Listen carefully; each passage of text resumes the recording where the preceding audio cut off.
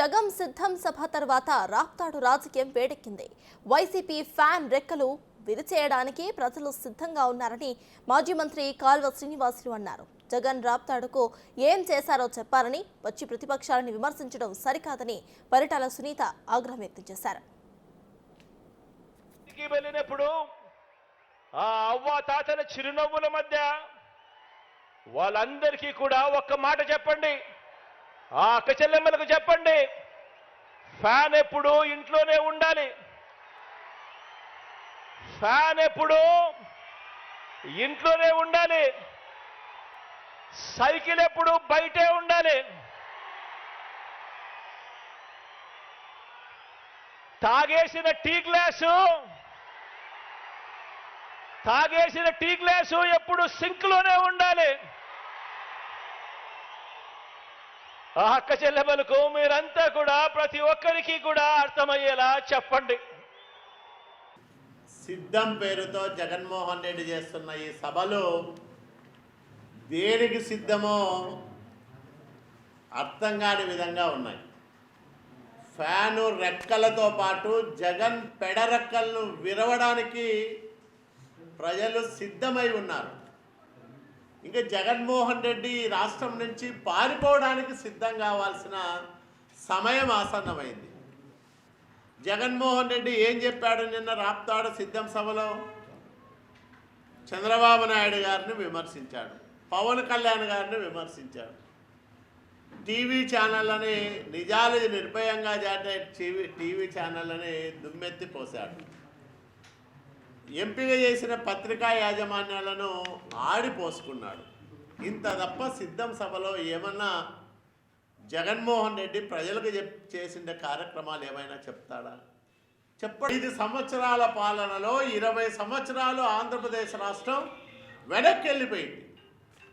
చంద్రబాబు నాయుడు గారు అంటే కియా గుర్తొస్తుంది, జగన్మోహన్ రెడ్డి అంటే ఏం గుర్తొస్తాయి? ఆగిపోయిన సాగునీటి ప్రాజెక్టులు గుర్తొస్తాయి.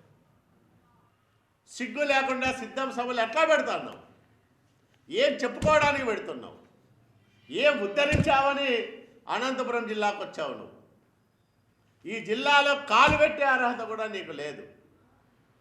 ఈ జిల్లా భవిష్యత్తు నీ వల్ల పూర్తిగా దెబ్బతిన్నింది. ఏ మొహం పెట్టుకొని వచ్చావు జగన్మోహన్ రెడ్డి? కోట్ల రూపాయలు ఖర్చు పెట్టి తెచ్చుకున్న కూలి జనానికి ప్రతిపక్షాలను తిట్టించి లేకపోతే తిట్టి జర్నలిస్టుల పైన దాడి చేయించడానికి పెట్టావా? 14 ఏళ్ళు సీఎంగా ఉన్న మీ పేరు చెబితే గుర్తుకొచ్చేది వెన్నుపోట్లు, మోసాలు తప్ప మీ పేరు చెబితే కనీసం ఒక్కటంటే ఒక్క మంచి స్కీమ్ అయినా గుర్తుకొస్తుందా అని అడుగుతా ఉన్నాను.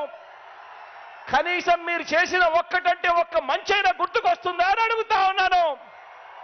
2 చేతులు పైకెత్తి ఇలా ఇలా ఇలా ఇలా ఇలా ఇలా ఇలా ఇలా ఇలా ఇలా ఇలా ఇలా.